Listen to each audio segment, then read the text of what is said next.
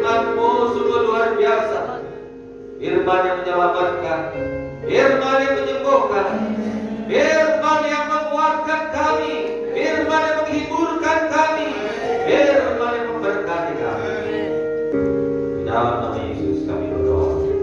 Syukur Tuhan, haleluya. Amin. Puji Tuhan. Salam. Sehat semuanya. Diberkati semuanya. Puji Tuhan, kita tunggu nanti dari BJM pasang hasilnya. Puji Tuhan, Bapak Ibu. Renungan firman Tuhan kepada kita, iman dalam tantangan. Dalam menghadapi berbagai tantangan hidup kita, kita perlu menyadari ada beberapa hal dalam menjalani kehidupan kita tentang iman ini. Pertama sekali kita memerlukan iman karena pengharapan kita umumnya belum terwujud. Sadar kita bukan mata kita, melainkan pribadi Allah yang tidak dapat kita lihat dengan mata. Betul saudaraku? Masih banyak yang belum terwujud. Tapi jangan pandang dengan mata badan ini, pandang dengan mata iman. Haleluya. Yang kedua, kita harus beriman terhadap pengharapan kita. Saudara yang kasih, beriman kepada pengharapan kita agar kita bisa menyadari bahwa apa yang ditawarkan dunia ini tidak berarti dibandingkan dengan pengharapan yang diberikan oleh Tuhan. Jangan biarkan kita terpesona dengan dunia ini. Jangan biarkan kita terpesona dengan dunia yang semu ini. Sepertinya memang tampak bahagia, tetapi sangat semu. Haleluya. Yang ketiga, tantangan yang dihadapi setiap orang itu berbeda-beda. Kita hidup di dalam dunia yang penuh tantangan, tidak bisa tidak. Itu sudah pasti kita hadapi tantangan itu. Besar kecilnya tantangan itu, saudara yang kasih, yang jelas kita hadapi, kita pasti ketemu dengan tantangan, dengan cobaan, dengan rintangan, dengan kesulitan. Jangan mau dialihkan kehidupan kita, iman kita kepada hal-hal dunia ini. Amin. Haleluya. Saudara yang kasih, dalam menghadapi berbagai tantangan tersebut, kita perlu mengingat Ibrani 11 ayat 1. Iman adalah dasar dari segala sesuatu yang kita harapkan dan bukti dari segala sesuatu yang belum kita lihat. Amin. Haleluya.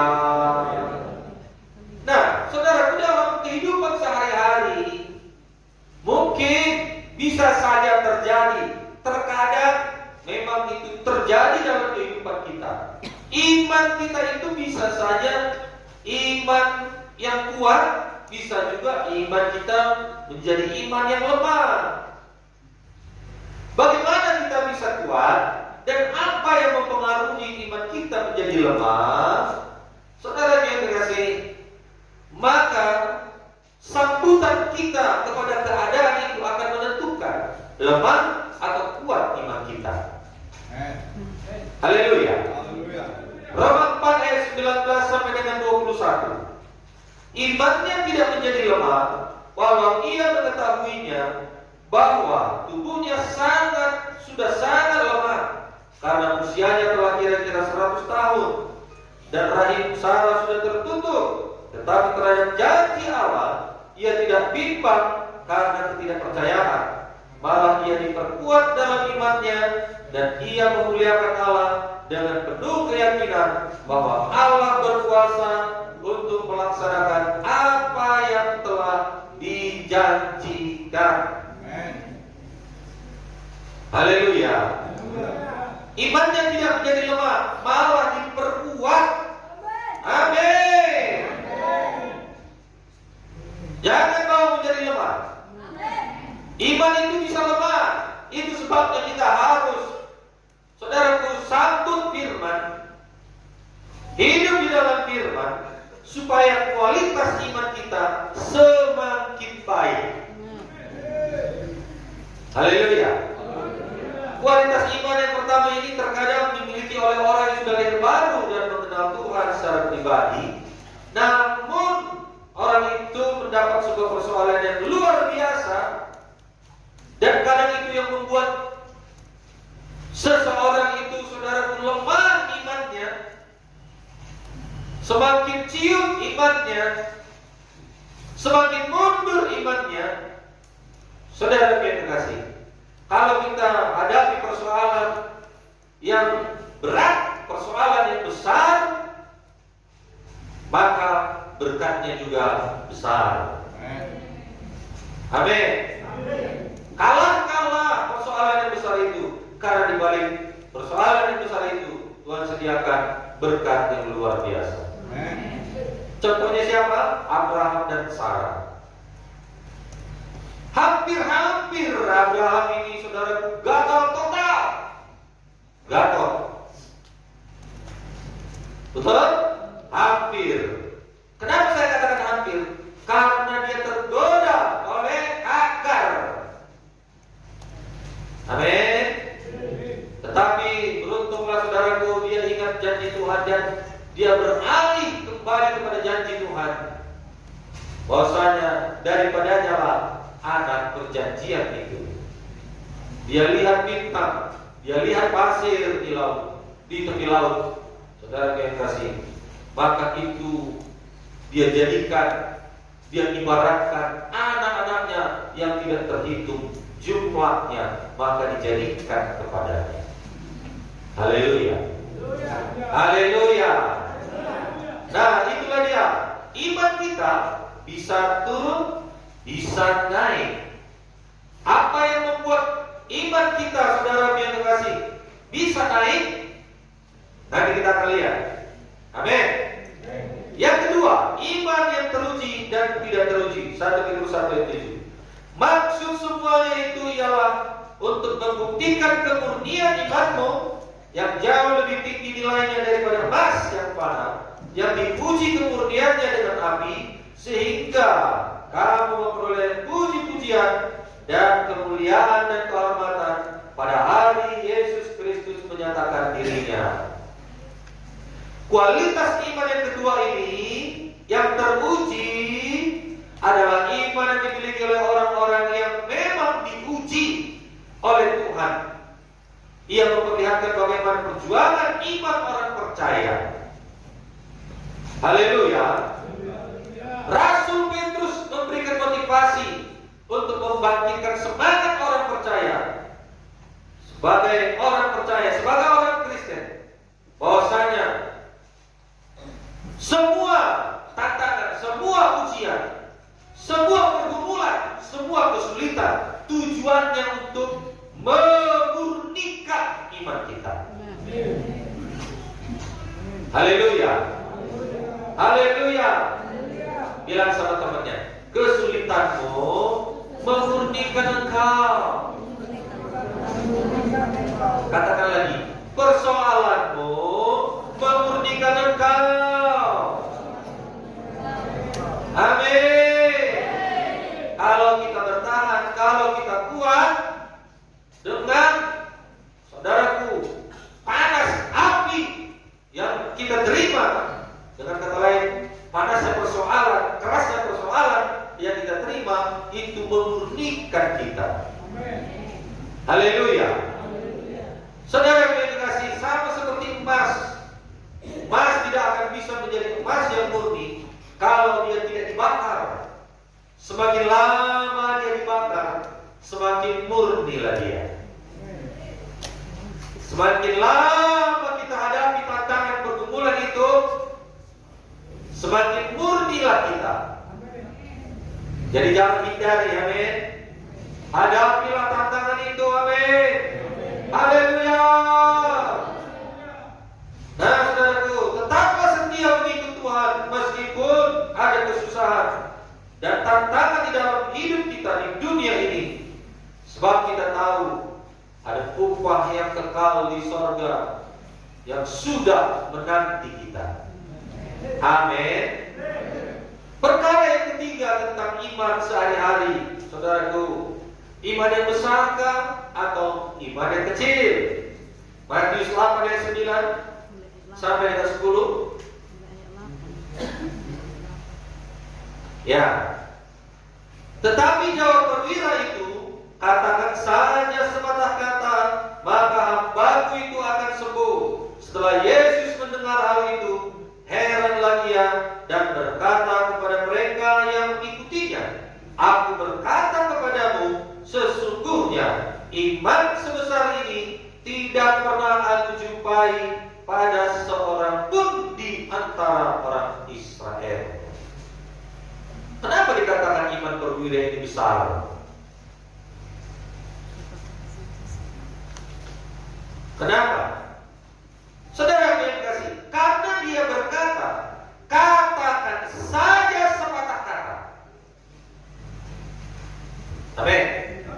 Katakan saja sepatah kata, maka hambaku itu akan sembuh. Dia mengimani firman. Berarti iman yang besar itu mengimani perkataan Tuhan. Manakah perkataan Tuhan? Ini perkataan Tuhan yang diilhamkan Tuhan. Imanilah seluruh isi daripada Alkitab ini. Amin. Haleluya. Dia berkata, katakan saja sepatah kata, satu ayat saja pun Tuhan ku praktekkan, itu sangat berkuasa. Haleluya. Inilah kualitas iman. Inilah kualitas iman yang besar. Amin, saudaraku. Saudara yang kasih, mungkin beberapa dari kita memiliki kualitas iman yang ketiga ini. Bukan berarti ketika kita sudah mengikut Tuhan, kita memiliki kualitas iman yang besar. Belum tentu. Kalau kita tidak mengimaninya, kalau kita hanya membacanya, seperti membaca koran. Kalau kita, saudara yang kekasih, membacanya sepintas lalu saja, tidak diimani, tidak direnungkan, hanya sekedar tahu di pikiran, tapi tidak diimani. Haleluya. Bagaimana tahu di pikiran tapi tidak diimani? Ya, tahu di pikiran kita ini, ampunilah saudaramu yang bersalah kepadamu, tapi kata mau mengampuni. Itu hanya sekedar tahu. Haleluya. Ibrani 10 ayat 25, janganlah tinggalkan ibadahmu seperti yang dibiasakan beberapa orang. Tahu di pikiran, tapi masih juga kadang banyak yang tidak beribadah. Berdoalah. Alkitab mengatakan 1 Tesalonika 5 ayat 17, tetaplah berdoa. Ayat yang paling singkat di dalam Alkitab. Tetaplah berdoa. Itu pun kadang-kadang lupa. Bukan lupa ayatnya mungkin ingat, tapi doanya tidak dipraktekkan. Itu artinya sekedar tahu isi dibikin. Apalagi nggak ingat, wah jauh. Nah, jadi saudara yang dikasih, milikilah iman yang besar. Coba tanya temannya, apa itu iman yang besar, saudara? Apa itu iman besar, Bu?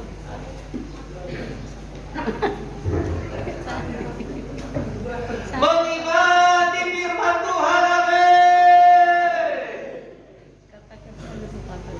mempraktekkan firman Tuhan, amin. Mempercayai dan melakukan firman Tuhan, amin. Untuk apa sekedar tahu atau tahu, tapi tidak dipraktekkan. Berilah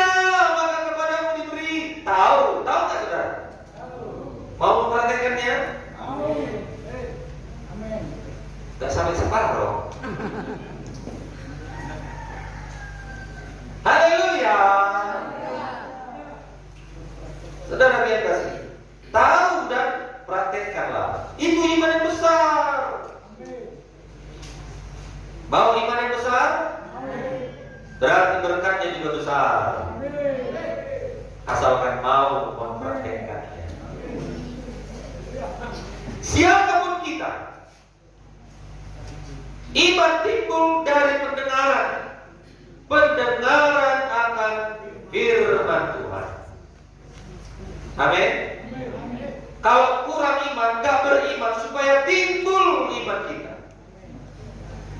bacalah firman. Supaya timbul iman kita, dengarlah khotbah hari Minggu, sel group, doa syafaat, mudah-mudi. Lebih lagi tiap hari bacalah skedulnya. Timbul iman kita. Tidak bisa tidak, pasti timbul. Karena apa? Karena kita mendengarkan firman. Itu sebabnya kalau baca Alkitab jangan di dalam hati,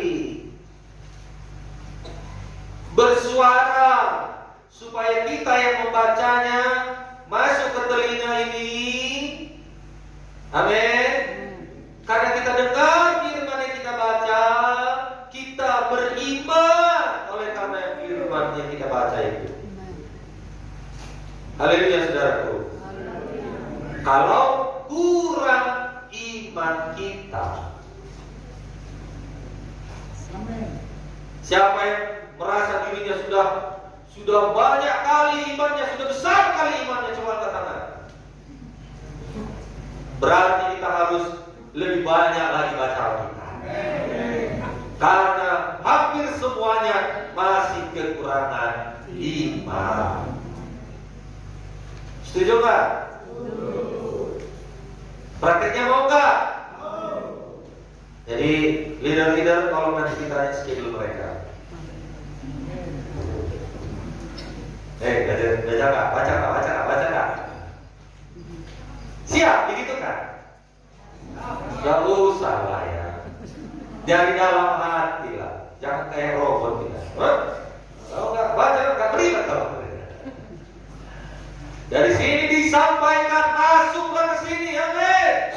Motivasi masuk ke dalam ini, tidak didorong-dorong orang lain, tidak didorong-dorong hamba Tuhan, tidak didorong-dorong oleh leader saudara, tidak didorong-dorong oleh pemilik rumah saudara, tetapi dari dalam ini kerinduan saudara sudah luber limpah.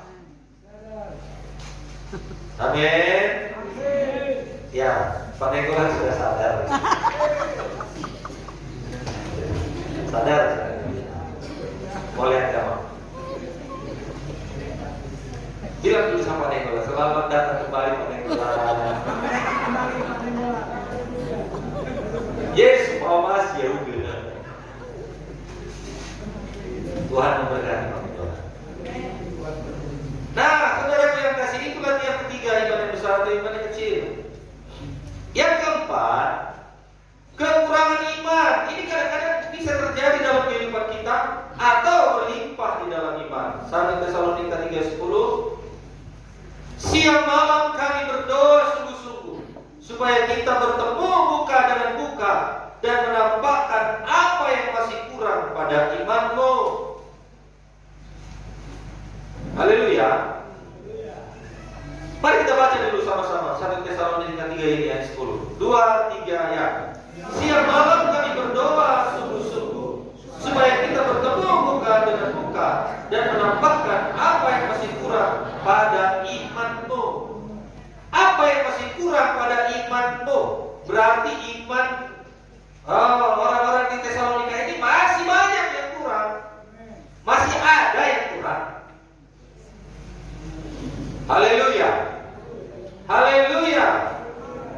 Yang terpenting dalam kualitas iman adalah menerapkannya dalam tindakan. Jika iman tidak disertai dengan perbuatan, tidak akan bisa melihat hasil daripada iman. Amin. Iman itu kata benda. Beriman itu kata kerja. Maksudnya bagaimana? Ini saya ulang-ulang biar paham. Iman kata benda ibarat parang. Parang itu benda atau bukan? Benda. Benda kalau tidak dipergunakan, tidak diambil, tidak ditebas pohon pisang itu sampai kapan pun tidak akan tumbang. Jadi ada tindakan. Amin. Saudara yang kasih, iman kita sungguh dahsyat, sungguh luar biasa. Iman kita besar. Tapi mari tindakan. Besar iman kita kalau enggak kita tindakan, tidak terjadi apapun. Haleluya. Haleluya. Nah, jadi saudaraku, iman tanpa tindakan adalah kosong. Iman tanpa tindakan adalah mati. Iman tanpa tindakan nothing happen. Itu bahasa tua. Haleluya. Jadi saudaraku, yang keempat yang terakhir ini, supaya iman yang besar yang kita sebutkan di atas tadi betul-betul 100% berfungsi dalam kehidupan kita, tindakanlah. Berarti dari iman menjadi beriman. Dari hanya kata benda jadi tindakan. Pakaikan iman itu. Amin. Nah, saudara yang kasih, yang keempat sudah 3 Romawi sekarang, saudaraku. Jangan biarkan ketidakpercayaan melemahkan iman kita. Ternyata inilah nantinya. Inilah kelemahannya iman itu. Apa itu? Ketidakpercayaan, kebimbangan, kekhawatiran. Itulah musuh daripada iman. Jadi kalau ada yang khawatir pada hari ini ayat renungkanlah baik-baik, remakanlah baik-baik. Roma 4 ayat 20. Tetapi terhadap janji Allah ia tidak bimbang karena ketidakpercayaan, malah ia diperkuat dalam imannya dan ia memuliakan Allah. Tidak bimbang, amin. Melainkan perkuatlah iman dan muliakanlah Tuhan. Perkuatlah iman. Berhati-hatilah karena dengan membiarkan ketidakpercayaan, kebimbangan, ketakutan, kekhawatiran makin bertambah dalam kehidupan kita, maka kebimbangan di setiap janji Tuhan juga semakin bertambah. Jangan bimbangkan janji Tuhan. Ribuan janji Tuhan ini di dalam Alkitab ini, jangan satu pun kita bimbangkan. Haleluya. Coba saya tanya dulu saudara, kalaulah ya, pada hari ini saudara meninggalkan dunia ini, saudara mati kemana? Seberapa banyak yang kalau dia mati ke surga? Coba perhatikan, ada nggak yang kata? Janji Tuhan kita terima Yesus, menerima Yesus sebagai Tuhan dan Juru Selamat, lahir baru, masuk. Percaya? Siapa percaya? Angkat lagi tangannya. Udah bertambah ya. Itu janji Tuhan, jangan pernah bimbangkan. Mudah-mudahan Pak. Katanya, jangan lagi itu. Amin. Nah, saudara yang kasih, sampai mana tadi? Jangan bimbang.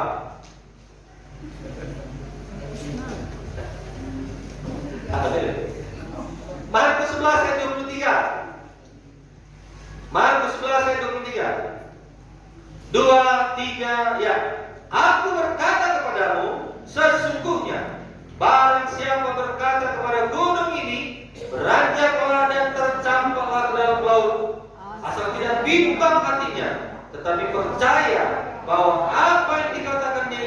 terjadi, maka hal itu akan terjadi baginya. Gunung apa ini? Bukan Gunung Sibayak, bukan Gunung Krakatau. Katakan kepada kesulitan saudara, katakan kepada penyakit saudara, katakan kepada pergumulan saudara, katakan kepada rintangan yang saudara hadapi, pergi, awas, minggir semuanya. Amin. Dalam nama Yesus, penyakit pergi kau. Haleluya. Itu saudaraku, itu maksudnya. Jadi Alkitab ini penuh dengan ilustrasi, penuh dengan kiasan, penuh dengan puisi, penuh dengan nyanyian. Ini satu kiasan gunung. Jadi jangan coba-coba nanti ke gunung banyak pasti saudara ketentengan ini. Gunung, kita kau mau halangi jalan gua aja. Bukan itu. Amin. Hati-hatilah dengan rasa bimbang di hati, karena iman tidak akan bertambah dengan adanya kebimbangan. Bimbang adalah musuh iman. Iman terhadap janji Allah, iman akan kuasa Tuhan. Amin. Jangan bimbang. Perkuatlah iman kita.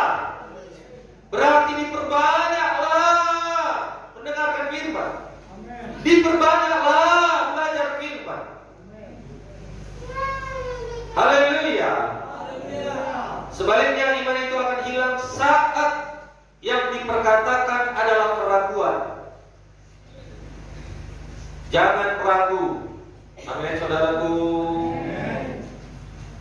Karena keraguan itulah yang membatalkan janji Tuhan terjadi dalam hidup kita. Yang jomblo masih ragu, ada gak jodoh ini? Ada gak jodoh ini? Masih ragu? Tidak ya? Orang tua yang bilang. Yang muda-mudi mana ya?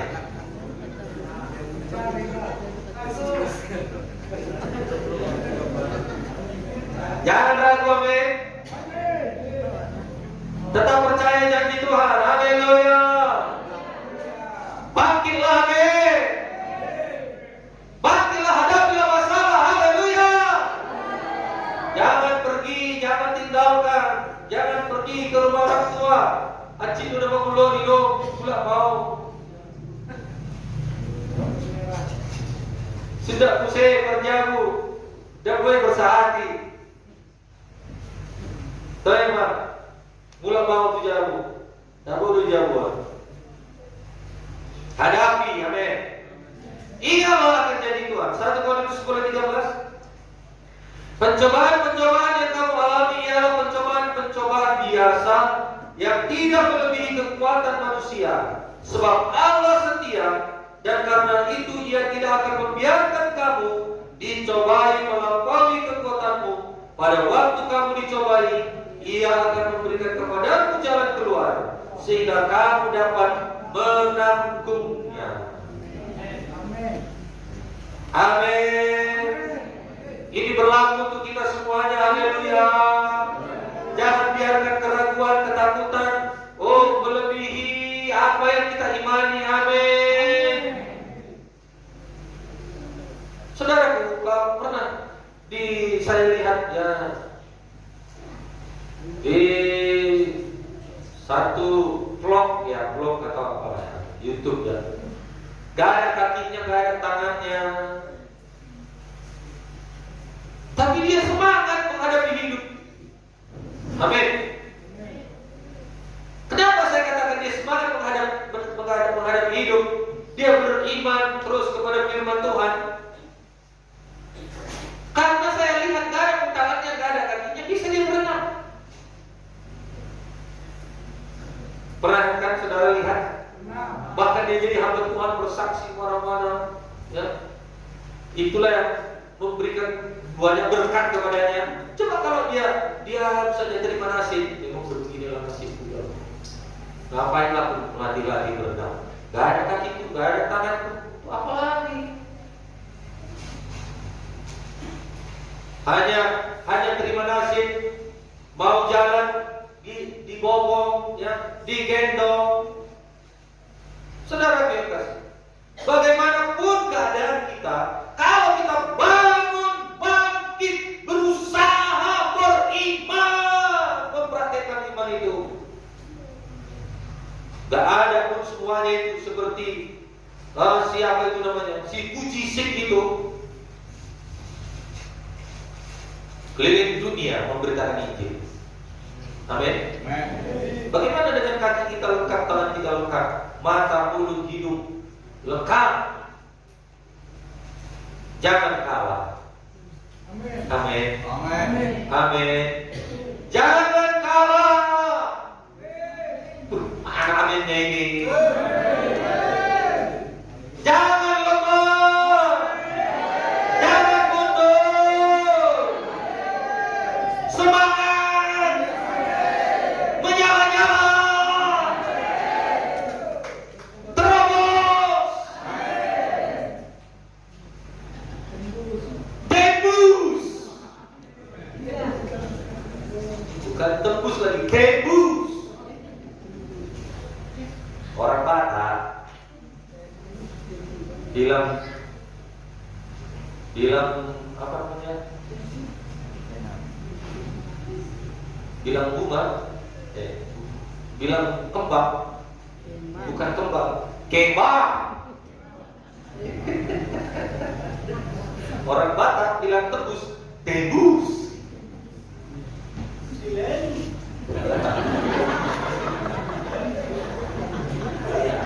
Dia selalu menembus, menembus segala rintangan. Kayaknya agak-agak Bapak Semajutan suaranya tadi. Jadi telinganya tembus ke sini, suaranya tembus ke sini. Haleluya saudaraku. Maka hiduplah dalam perkenanan Tuhan, amin. Mazmur 37 ayat 23 sampai 24. Tuhan menetapkan langkah-langkah orang yang hidupnya berkenan kepadanya. Apabila ia jatuh, tidak sampai tergeletak, sebab Tuhan menopang tangannya. Hidup dalam perkenanan Tuhan, amin. Maksudnya hiduplah di dalam jalan Tuhan. Kalau kita hidup di dalam jalan Tuhan, selalu ada jalan. Jalan yang tertutup bisa terbuka. Amin. Ada tembok Jeriko runtuh. Ada laut, kanan kiri musuh, belakang apalagi musuh. Hanya ada laut di depan, laut pun Tuhan buka jalan. Kalau Tuhan sudah berkenan kepada kita, tidak ada jalan yang tertutup. Bilang sama temannya, kalau Tuhan sudah berkenan kepada kita, tidak ada jalan yang tertutup. Amin. Ketika jualan saudara, rengge-rengge saudara menunjukkan udah jam 4 sore, masih 1-2 orang yang membeli, maka renungilah nasib dan bersusah hatilah. Jangan. Tetap berdoa, tetap bersekutu dengan Tuhan, amin. Usir segala roh penghalang, amin. Mulai letakkan tangan, bawang, tomat, cabai, kangkung, genjer, engkau rata tulomo, lari. Keras-keras ngomongnya dan dengar orang.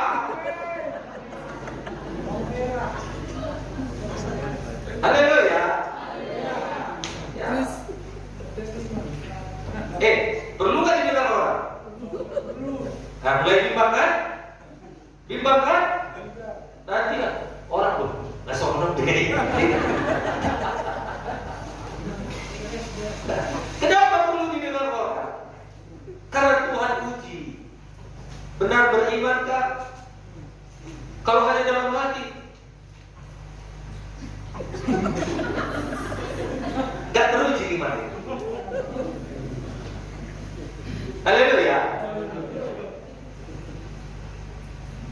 Laris dalam nama Yesus, laris dalam nama Yesus, laris dalam nama Yesus, laris, laris, laris.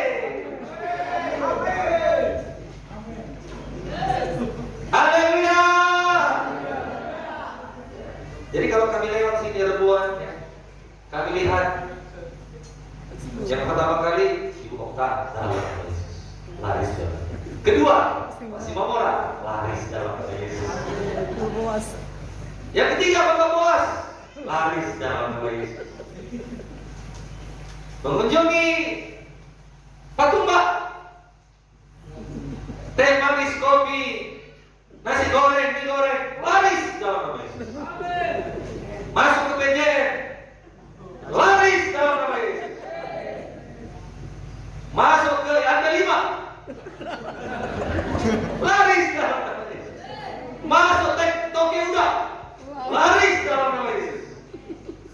Amin. Masuk Kanvas, barang-barang kelontong, nama Rambe, laris dalam nama Yesus.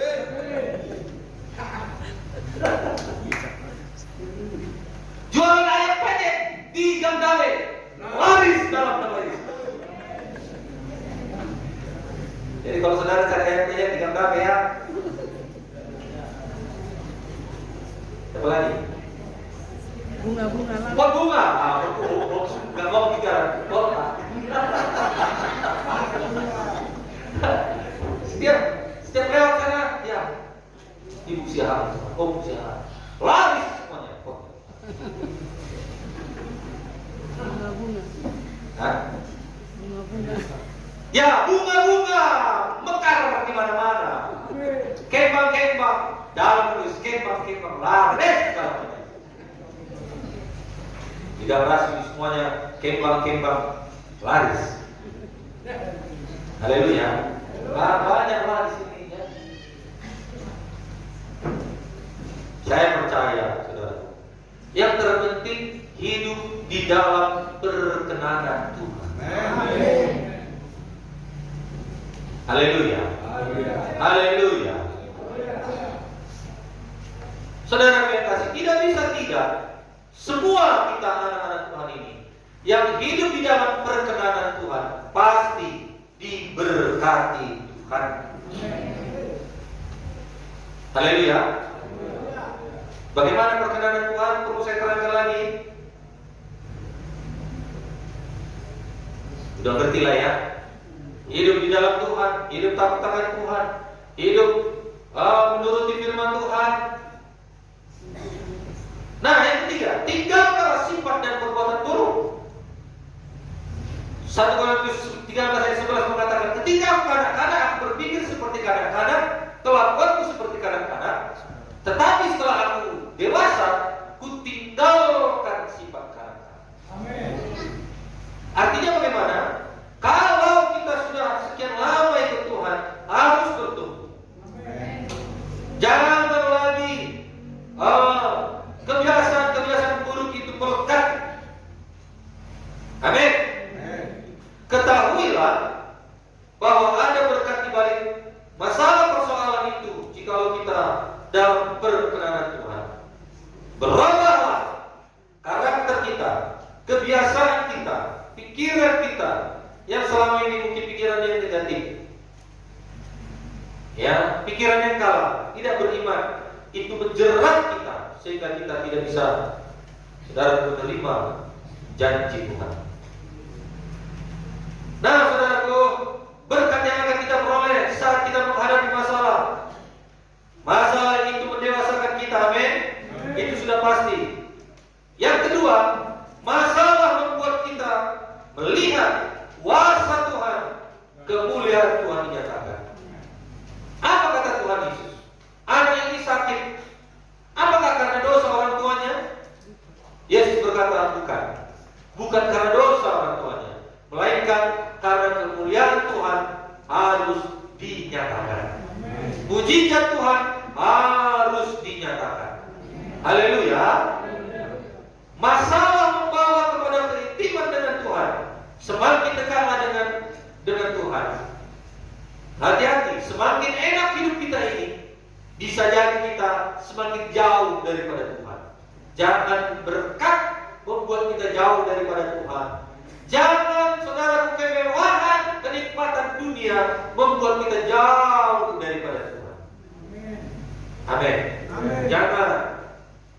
Kadang persoalan begitu banyak kita dekat, tapi setelah diberkati Tuhan, saudaraku, kita jauh daripada Tuhan.